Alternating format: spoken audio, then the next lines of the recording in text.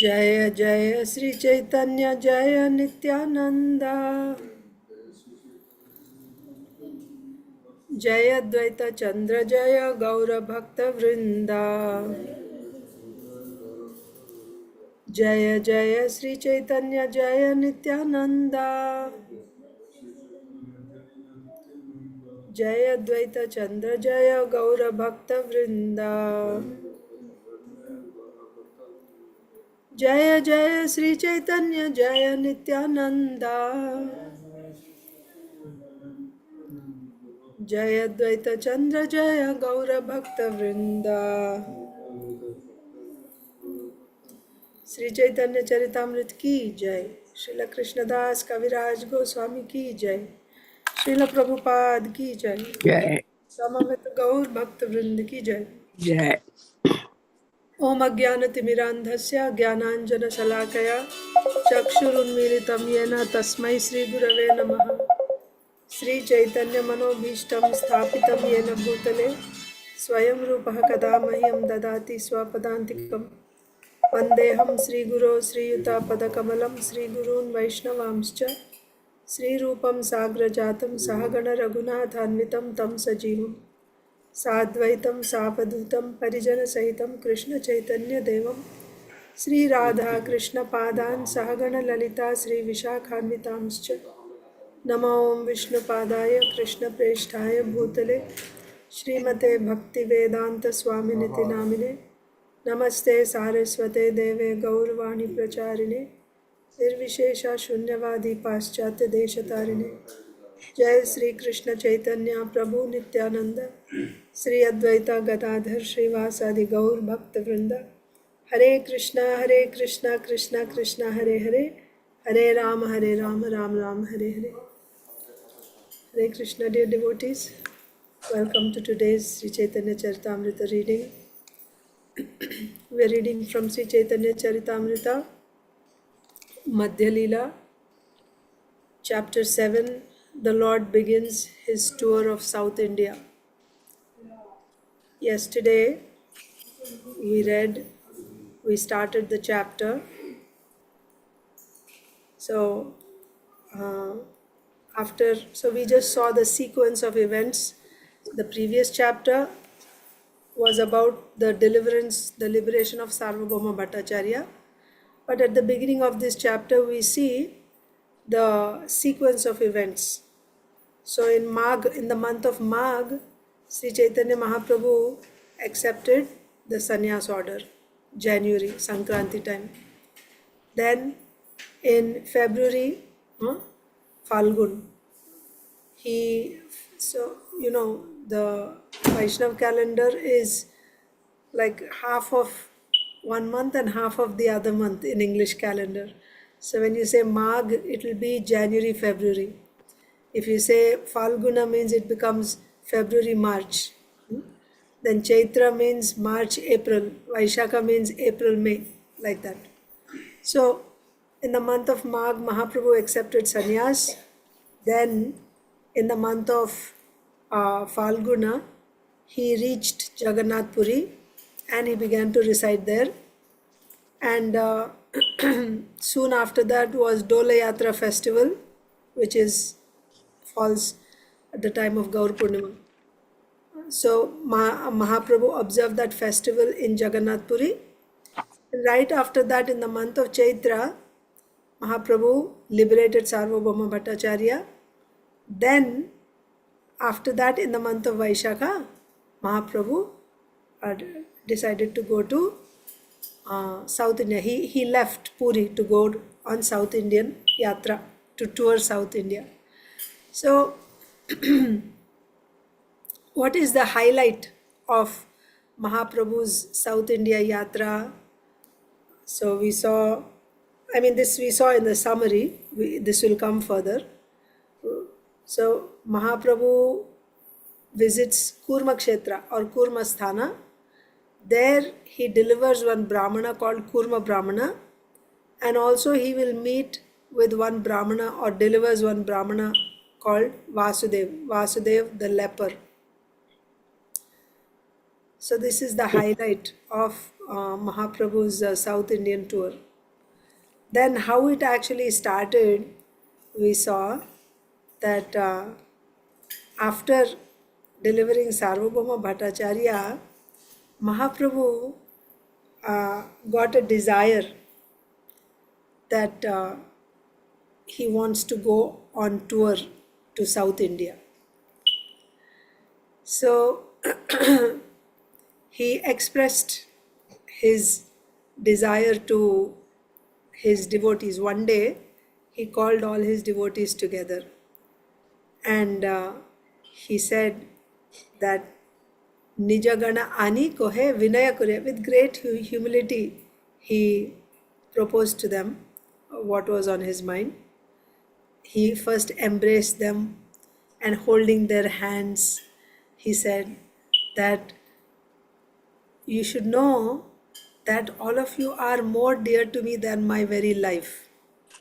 I can give up my life, but I cannot give up your association.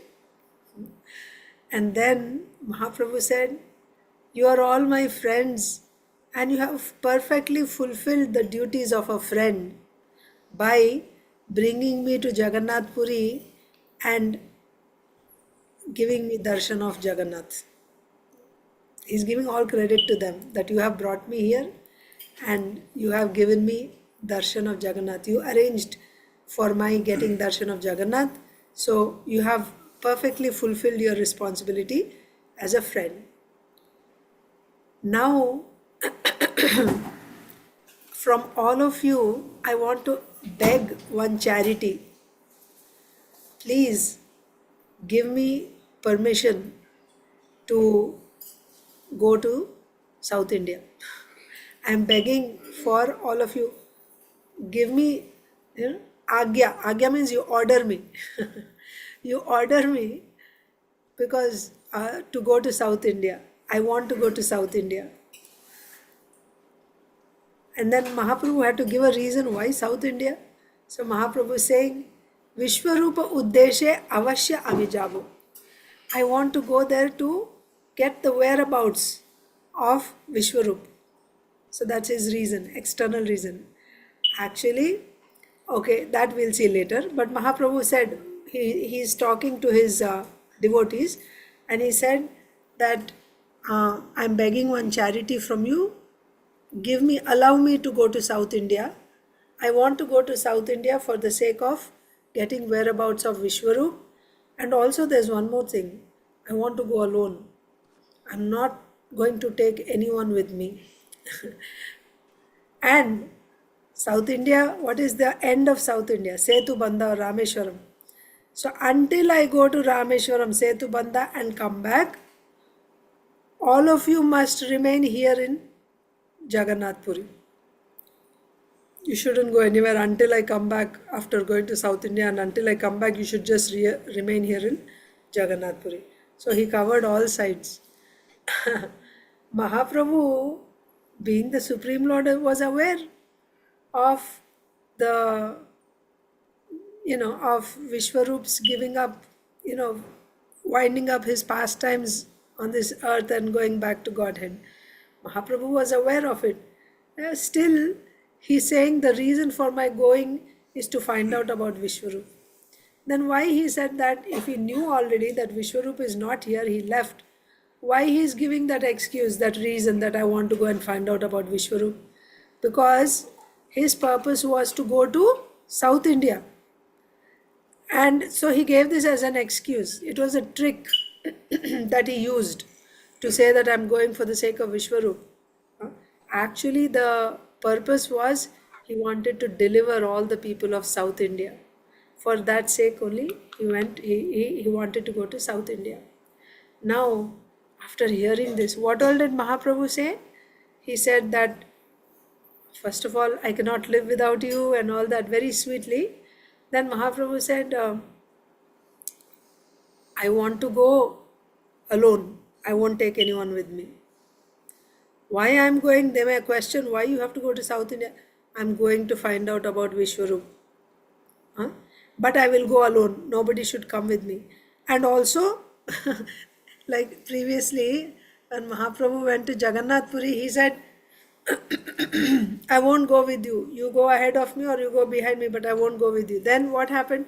Mahaprabhu went alone, but they were following behind at a distance. They can do that again also, right? Now, if Mahaprabhu left and he said, I'm going to go alone, they can do this. Okay, he will go alone, and after he leaves, they can be following behind, right? So Mahaprabhu covered that also. He said, you will not leave Jagannath Puri until I go to Setubandha and return. Nobody will leave Jagannath Puri. When Mahaprabhu said this, all the devotees, it was like a thunderbolt falling on their head, right? They experienced great pain in their heart. So there was pin drop silence. Nobody said anything, but their faces were all of a sudden, wilted, dried up out of sadness. Then finally Nityananda Prabhu spoke.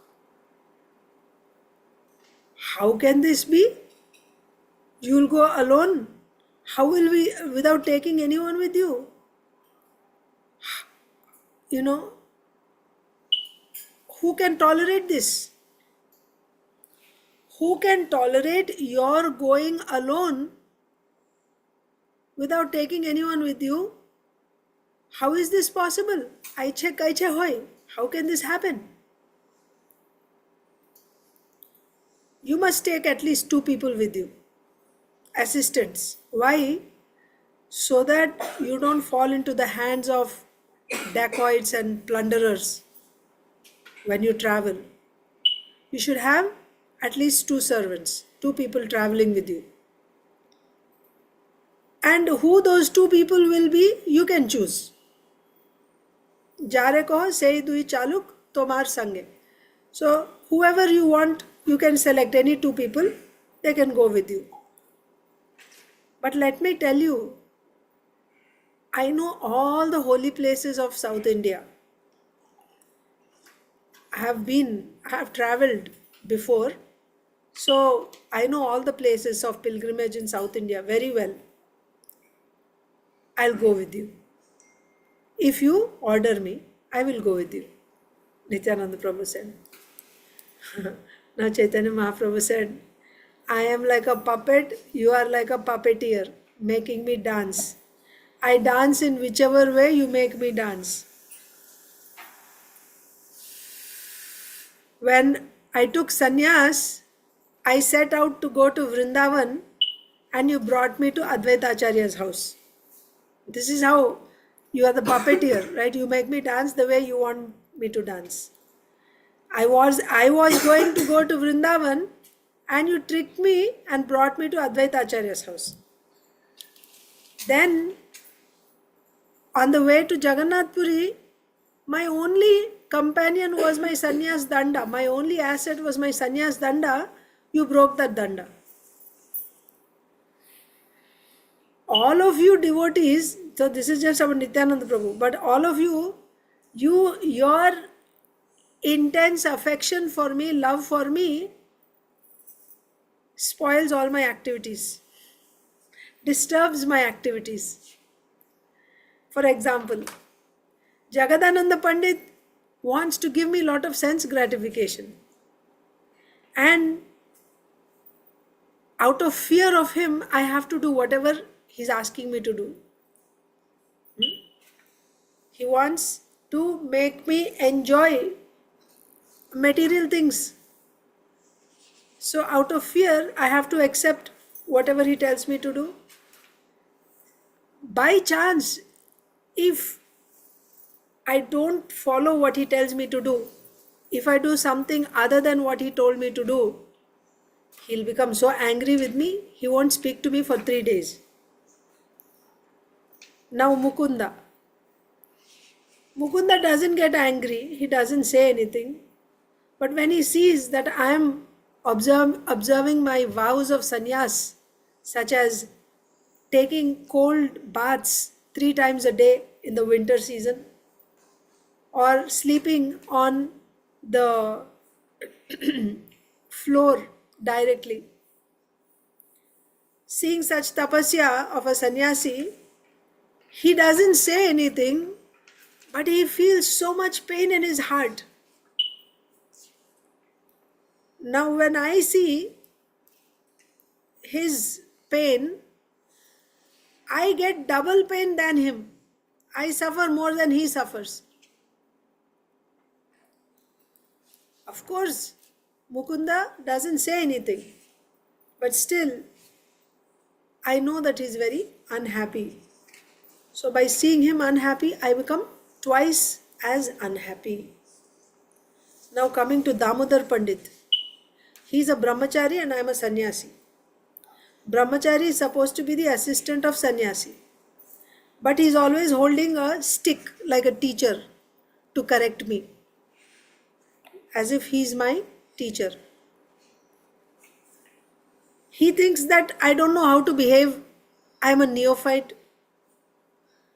and he does not like me to be independent in my dealings because he thinks I don't know how to act. He has to teach me. Although he's a brahmachari, he takes this position of being the teacher of a sannyasi. Of course,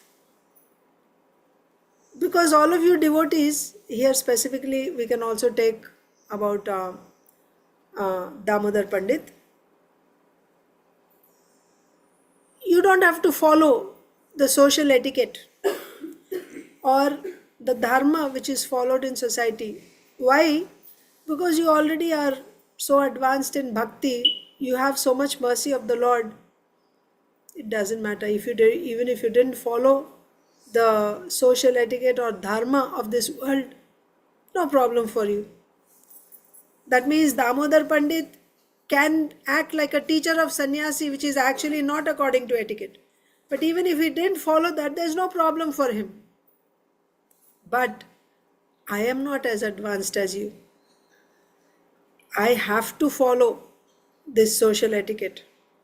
I cannot give it up because I am not advanced like you, like this Mahaprabhu said.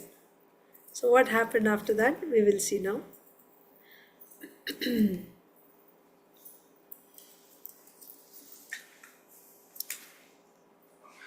Till 7th chapter.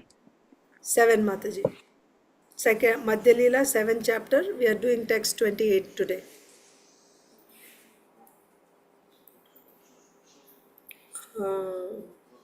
Actually, yeah. अतएव तुम्ही सब रहो नीलाचले दिन को तो आमी तीर्थ भ्रमिबो एकले. So therefore, because of all these reasons, I don't want to take any of you with me.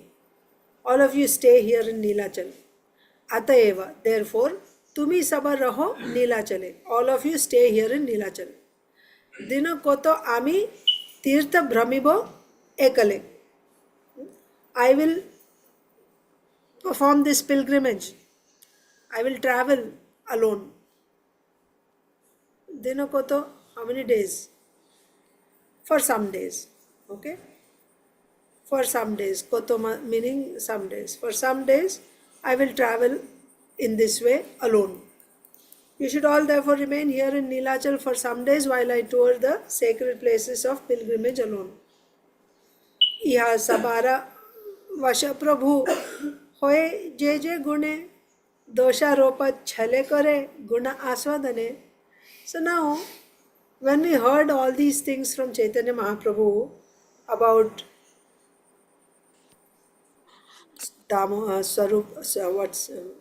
Jagadananda Pandit, then Damodar Pandit, Mukunda, Nityananda Prabhu, you may think these devotees, like as if Mahaprabhu is pointing out their fault. This person has this fault, therefore I cannot take him. That person has that fault, therefore I cannot take him. It appears like that, isn't it? Srila Krishnadas Kaviraj Goswami saying, Iha sabara vasha prabhu hoye je je gune. That means Mahaprabhu is completely captivated, conquered by the qualities of these devotees, wonderful qualities of these devotees. Dosharopa chale kore guna aswadane. By the pretense of complaining, right? Like showing the faults. On the pretext of showing faults in these devotees, in reality, the Lord was actually tasting the wonderful qualities of these devotees. What happened? I'm just remembering. This happens in Mahaprabhu's Leela also, but in Vrindavan Leela, all the gopis, neighboring gopis, they would come and they would complain to Yashoda Mai. Your Krishna, he came and he stole our butter and he pinched our little child and made him cry. And he passed urine on the floor and went away. And then he, broke the pots and fed to the. So, as they were talking about the mischievous activities of Krishna, it may appear like they are complaining, but in reality, what are they doing? They're relishing. Enjoying. They're relishing, enjoying the wonderful activities, qualities of Krishna. They're taking great pleasure in talking about Krishna, although externally it appears like complaining. Complaining. So, the purpose of their complaining is not to complain, but it was to increase their pleasure by talking about Krishna. Similarly, here also Sri Chaitanya Mahaprabhu, apparently, because he's giving reasons why he doesn't want to take them, apparently it appears like he's complaining, he's showing all the faults. Nityananda Prabhu, you think I'm a puppet in your hand, right? I was going to Vrindavan and you brought me to Shantipur, and then you broke my sannyas danda. Go, no problem, Jeff. So you broke the sannyas like this, huh? So it appears like he's pointing out the fault. No, he's completely controlled by the love of these devotees. That is why what Mahaprabhu said in the beginning was, that was the real fact, that you are more dear to me than my very life. I can give up my life, but I cannot give up your association. So he's completely controlled by the love of these devotees. And he's pointing out these qualities. What do these qualities show? why uh, why Nityananda Prabhu broke the sannyas danda? That was his love for Sri Chaitanya Mahaprabhu. He's thinking that Mahaprabhu is the Supreme Lord and he has to carry this danda. What is this? Right? I carry the Lord like as Ananta says, right? He's carrying the Lord, and that Lord carries you. How dare you? So he breaks that. He breaks that sannyas danda. Krishna Shish, stop. Okay. So 1 second.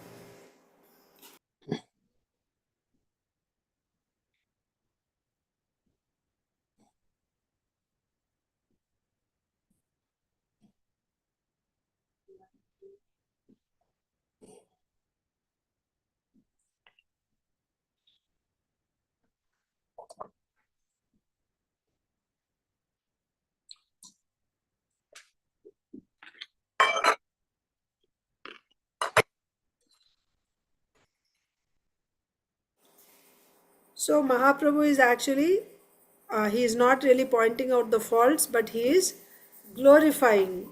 He is glorifying the qualities. Dosharopa chale, again on the pretext, on the pretense of dosharopa, pointing out faults. Actually, guna aswadana, he's tasting the wonderful qualities of these devotees. Actually, the Lord was controlled by the good qualities of all his devotees. On the pretense of attributing faults, he tasted all these qualities. Purport by Srila Prabhupada.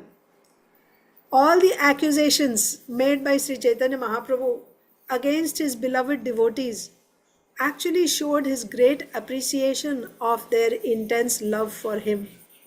Yet he mentioned these faults one after another as if he were offended by their intense affection. The personal associates of Sri Chaitanya Mahaprabhu sometimes behaved contrary to regulative principles. out of intense love for the Lord. And because of their love, Sri Chaitanya Mahaprabhu himself sometimes violated the regulative principles of a sannyasi. Like Mahaprabhu said, right? Out of fear of Jagadananda Pandit, I have to do whatever he says, otherwise he won't talk to me. So out of fear, Mahaprabhu has to accept it like that. So out of, first of all, the devotees, out of intense love for the Lord, sometimes, one second, the personal associates of Sri Chaitanya Mahaprabhu sometimes behaved contrary to regulative principles. Like sannyasis, not applying oil like that. So they would give him scented oil to apply. So contrary to regulative principles. Sometimes behaved contrary to regulative principles out of intense love for the Lord. And because of their love, Bhavagrahi Janardana, Krishna accepts only our love. So because of their love, Sri Chaitanya Mahaprabhu himself sometimes violated the regulative principles of a sannyasi. He would accept whatever they offered. But what about the general people? What would they think? Devotees have no problem, the Lord has no problem, but the whole world is also watching. He's dressed as a sannyasi, right? So in the eyes of the public, such violations are not good. But Sri Chaitanya Mahaprabhu was controlled by his devotees' love, that he was obliged to break some of the rules like that. Because the Lord knows only his devotees. He doesn't care for anything else. So to please the devotees, the Lord would do some things which may be violations of regulative principles for a sannyasi. Like, not super,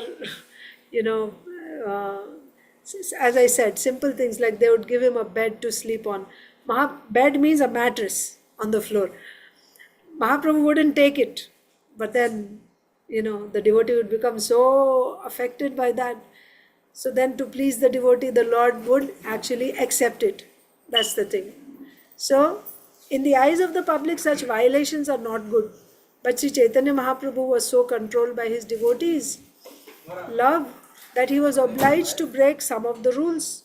Although accusing them, Sri Chaitanya Mahaprabhu was indirectly indicating that he was very satisfied.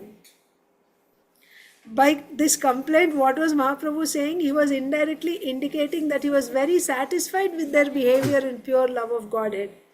Therefore, in verse 27, he mentions that his devotees and associates place more importance on love of Krishna than on social etiquette. Remember the previous verse? Mahaprabhu said that for you, even if you didn't follow Lokapeksha, there is no problem. Because you are beyond all these social etiquettes and rules. That means Mahaprabhu only counts their love. That's the point. So by pointing out their faults, indirectly he was indicating that he was very satisfied with their behavior and pure love of Godhead. Therefore, in verse 27, he mentions that his devotees and associates place more importance on love of Krishna than on social etiquette. There are many instances of devotional service rendered by previous acharyas who did not care about social behavior when intensely absorbed in love for Krishna. So one thing to note here is, willingly they won't transgress the rules. But when there is an intense, spontaneous love, right? Intense flow of love, and if these rules are going to obstruct that natural flow of love for Krishna, which is pleasing to Krishna, then they don't care for the rules. That's the thing. Not that on purpose, we don't have to follow, so we don't care. No. In general, they will try to follow. But when there is a tug of war between rules and spontaneous love, they give first priority to spontaneous love. There are many instances of devotional service rendered by previous acharyas who did not care about social behavior when intensely absorbed in love for Krishna.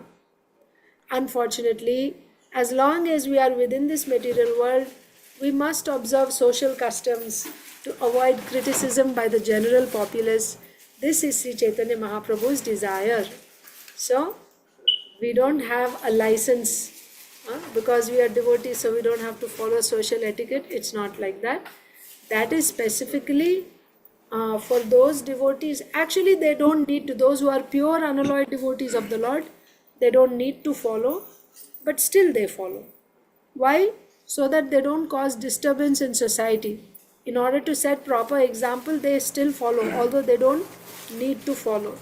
So that's why Srila Prabhupada is also saying, of course, what to speak of those who are not yet pure devotees, who are still aspiring, certainly we must follow. We cannot just ignore or disregard the rules and regulations that are given in scriptures. So I'll stop there today, half an hour class. Thank you all so much.